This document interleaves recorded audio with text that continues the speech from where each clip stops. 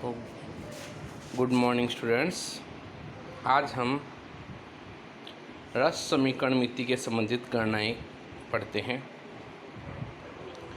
जिसमें अपने पास मोल मोल संबंध है, मास मास संबंध है, वॉल्यूम वॉल्यूम संबंध है और मास वॉल्यूम संबंध अपने पास में मिलेंगे।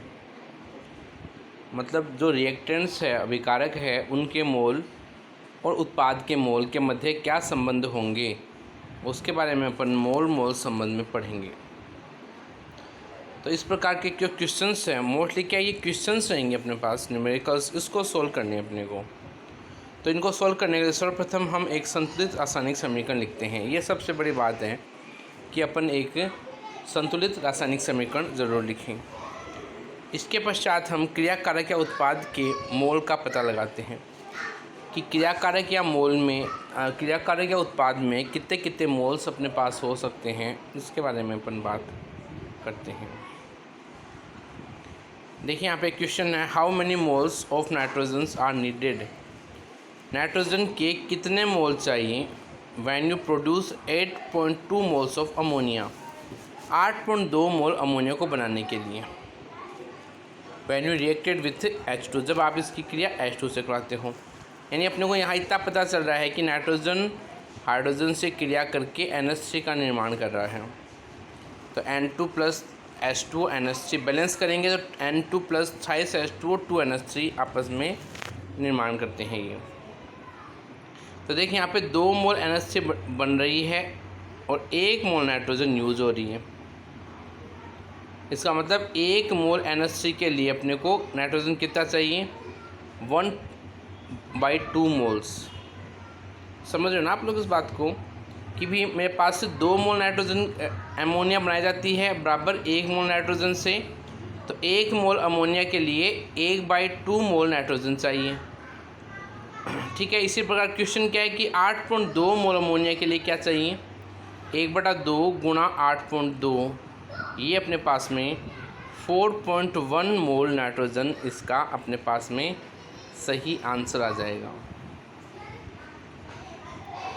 ठीक है ना। इसी प्रकार अपन नेक्स्ट क्वेश्चन अगर देखते हैं तो नेक्स्ट क्वेश्चन में भी अपने पास बात ये आती है कि Fe2O3 प्लस CO के साथ रिएक्शन करके Fe प्लस CO2 का निर्माण करता है। बैलेंस करेंगे अपन तो Fe2O3 plus 3 CO twice Fe plus 3 CO2 अपने पास में एक बनता है। इसका मतलब हुआ कि भी 1 मोल Fe2O3 जो बनती है वह 2 मोल Fe से बनती है। ठीक है, यहाँ दिख रहा है अपने को 1 मोल Fe2O3 2 मोल Fe बनाता है। तो 16 मोल Fe2O3 क्या करेगा, 2/1 मल्टीप्लाई बाई 16 हो जाएगा। ये सीधा सा है ये। ठीक है ना। यानी 1 मोल जो Fe2O3 जो है वह 2 मोल Fe का निर्माण कर रहा है। तो 16 मोल Fe2O3 कितने मोल Fe बनाएगा, तो वो 2/1 मल्टीप्लाई बाई 16, ये 32 अपने पास में मोल्स Fe इसका सही आंसर आ जाता है। ठीक है ना। तो मोल मोल रिलेशनशिप्स का मतलब ये हुआ कि सबसे पहले अपन को एक बैलेंस केमिकल रिएक्शन लिखना है और बैलेंस केमिकल रिएक्शन लिखने के बाद में अपन जो रिएक्टेंट्स और जो प्रोडक्ट है इसके मोल का पता लगा लेते हैं और ये अपने को मोल मोल कंसेप्ट के बारे में बातें हो जाती हैं। ठीक है ना। इसी प्रकार अपने पास आता है मास मास रिलेशनशिप्स। इसके अंतर्गत भी वही है कि अपन जो अपने पास में रिएक्टेंट्स और प्रोडक्ट है उसका अपने को मास पता ही होता है,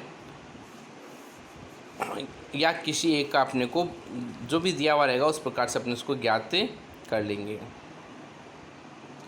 जैसे क्वेश्चन ये है कि भी अपने पास में 12.3 ग्राम CuCO3 अपने पास में, इसको अपने गर्म किया तो अपने को जो है वो कितना CuO प्राप्त होगा। तो इस प्रकार मास मास जो रिलेशनशिप्स है इसके लिए अपने को इनका मोलिकुलर मास पता होना ज़रूरी है। तो CuCO3 का मोलिकुलर मास निकाला 123.5 ग्राम आया। CuO का निकाला 79.5 ग्राम आया और CO2 का निकाला अपने पास में 44 ग्राम आया। तो अपने को ये बात पता है कि 123.5 ग्राम CuCO3 को गर्म किया तो कितना CO प्राप्त हुआ, 79.5 ग्राम प्राप्त हुआ। 1 ग्राम CuCO3 को अगर मैं गर्म करूं तो कितने ग्राम CO प्राप्त होगा, 79.5 डिवाइड बाई 123.5। और क्वेश्चन में पूछा है अगले ने कि 12.35 ग्राम CuCO3 को गर्म अगर मैं करता हूं तो इससे आपको कितना ग्राम CuO प्राप्त होगा। तो 79.5 डिवाइड बाई 123.5 मल्टीप्लाई बाई 12.35 ग्राम, तो अपने पास इसका आंसर आएगा 7.95 ग्राम। अपने पास में इसका आंसर आ जाएगा, ठीक है ना। और सेम क्वेश्चन ये अपने पास में है कि CaCO3 को गर्म किया, CaOCO2 प्राप्त हुआ।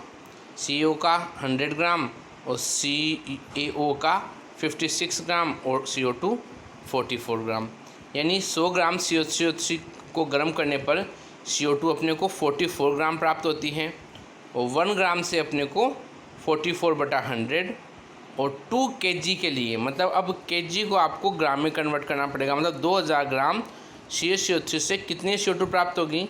तो 44/100 मल्टीप्लाई बाई 2000, ये 880 ग्राम अपने पास में इसका एग्जैक्ट सही आंसर आ जाएगा। तो ये जो संबंध है इसमें ये बात इतनी सी है कि भी आपको मोलिकुलर मास पता होना चाहिए और उस आधार पे आपको ये भी पता होना चाहिए कि एक बैलेंस केमिकल रिएक्शन क्या होगी। अगर वो आपसे सोल्व हो रही है तो ऐसे क्वेश्चन सोल्व करने में आपको किसी प्रकार की कोई कठिनाई का सामना नहीं करना पड़ेगा, ठीक है।